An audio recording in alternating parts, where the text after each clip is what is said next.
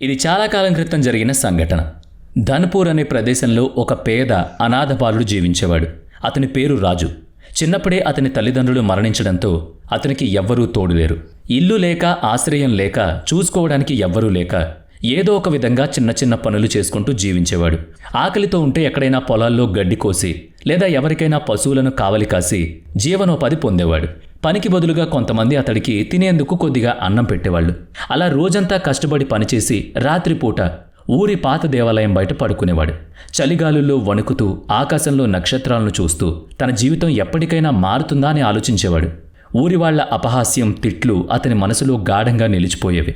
ఒకరోజు అందరూ తన గురించి ఎగతాళిగా అంటూ ఉన్న మాటలు విన్న రాజు ఇక అక్కడ ఉండకూడదు అని నిర్ణయించుకున్నాడు. అతను తన అదృష్టాన్ని పరీక్షించుకోవాలనుకున్నాడు. ఈ ఊరిని విడిచి వెళ్ళి తన జీవితాన్ని మార్చుకోవాలనుకున్నాడు. అలా అనుకున్నదే తడవుగా ఆ రాత్రే ఊరు విడిచి రైల్వే స్టేషన్కి వెళ్ళాడు. అతని జేబులో ఒక్క పైసా కూడా లేదు. కానీ అతని మనసులో మాత్రం పెద్ద ఆశయాలు మెదులుతున్నాయి. టికెట్ లేకుండానే ఒక గూడ్స్ రైల్లో దొంగచాటుగా ఎక్కి నగరానికి బయలుదేరాడు. నగరంలోని పెద్ద రైల్వే స్టేషన్లో దిగాడు. ఆ ప్రదేశం తన ఊహతో అస్సలు పోలికలు లేనిదిగా కనిపించింది. చుట్టూ పెద్ద పెద్ద జనసమూహాలు. కానీ ఎవ్వరికి వాళ్ళు వారి వారి పనిలో కలిసిపోయారు. అక్కడ ఎవరికీ మరొకరి మీద ధ్యాస లేదు. ఆకలితో అలమటించిన రాజు స్టేషన్లో ఓ మూలన కొద్దిసేపు కూర్చున్నాడు. కొంతసేపటికి ఒక కూలీ అతన్ని గమనించి దగ్గరకొచ్చాడు. ఏం బాబు, ఇలా కూర్చున్నావేంటి అని ప్రేమతో అడిగాడు. రాజు తన కథను వివరంగా చెప్పడం మొదలుపెట్టాడు. ఆ కథ విన్న కూలీ జాలితో అతని కష్టాన్ని అర్థం చేసుకున్నాడు. కంటతడి పెట్టుకుని ప్రేమతో రాజుని చూస్తూ, బాబూ, ఈ నగరంలో బ్రతకాలంటే చాలా కష్టపడాలి, ఓపికతో ముందుకెళ్ళాలి అని చెప్పాడు. కూలీ రాజును ప్రేమగా చూస్తూ, ఈ లోకంలో ఎవ్వరూ ఉచితంగా ఏమివ్వరు, బ్రతకాలనుంటే కష్టపడాల్సిందే, ఈ ప్రపంచంలో పనిచేసే వాళ్ళకి గౌరవం ఉంటుంది అని చెప్పాడు. రాజు మొదట తడబడుతూ, నేనేం చేయగలను, నా దగ్గర డబ్బులు లేవు, పని కూడా తెలీదు అన్నాడు. కూలీ చిరునవ్వుతో, నీకు కావాలంటే నాతో పాటు కూలీగా పనిచేయొచ్చు. ఇక్కడ అందరూ తమ అదృష్టాన్ని, జీవితాన్ని స్వయంగా నిర్మించుకుంటారు, వాళ్ళ భవిష్యత్తును సృష్టించుకుంటారు. భగవంతుడు కూడా ప్రయత్నం చేసే వాళ్ళకి ఎప్పుడూ తోడుంటాళ్లే అని చెప్పాడు. ఈ మాటలు రాజును ప్రభావితం చేశాయి. మరుసటి రోజు నుంచి రాజు కూలీగా పనిచేయడం మొదలుపెట్టాడు. ప్రయాణికుల సామాన్లను మోస్తూ కష్టపడడం మొదలుపెట్టాడు. అలా అలా కొద్ది కొద్దిగా డబ్బు సంపాదించడం నేర్చుకున్నాడు. కానీ రాత్రిపూట స్టేషన్లోనే ఒక మూల ఒంటరిగా పడుకుని నిద్రపోయేవాడు. చలితో వణుకుతూ ఆకలితో బాధపడుతున్న అతని మనసు మాత్రం దృఢంగా ఉండేది. ఒకరోజు రాజు సాధారణంగా స్టేషన్లో ఉన్నప్పుడు ఒక వ్యాపారి తెల్లటి ధోతి, కుర్తా ధరించి గౌరవనీయమైన వ్యక్తిలా కనిపించాడు. అతను ట్రైన్ దిగి తన సామాను తీసుకుని కిందకి దిగాడు. రాజు పరిగెత్తుకుంటూ అతని దగ్గరికి వెళ్ళి, అయ్యా, నేను మీ సామాను మోస్తాను అన్నాడు. వ్యాపారి అతని ఆశ్చర్యంగా చూసి, నువ్వు చాలా చిన్నవాడివి, ఇలాంటి పనులు ఎందుకు చేస్తున్నావు? నీ వయసులో పిల్లలు ఆడుకోవాలి లేదా చదువుకోవాలి అని అన్నాడు. రాజు మౌనంగా తలదించుకున్నాడు. కాసేపటి తర్వాత తన కథను నెమ్మదిగా చెప్పడం మొదలుపెట్టాడు.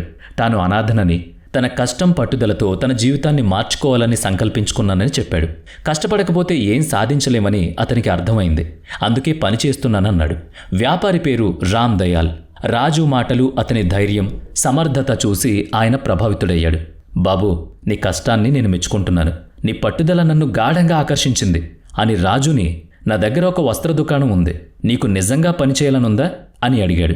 వ్యాపారి రామ్ దయాల్ రాజును చూసి, నా గోదాంలో పనిచేయాలనుకుంటే నాతో రా, మంచి పని, మంచి జీతం కూడా ఇస్తాను అన్నాడు. ఈ మాటలు విని రాజు ఆనందంతో కన్నీళ్లు పెట్టుకున్నాడు.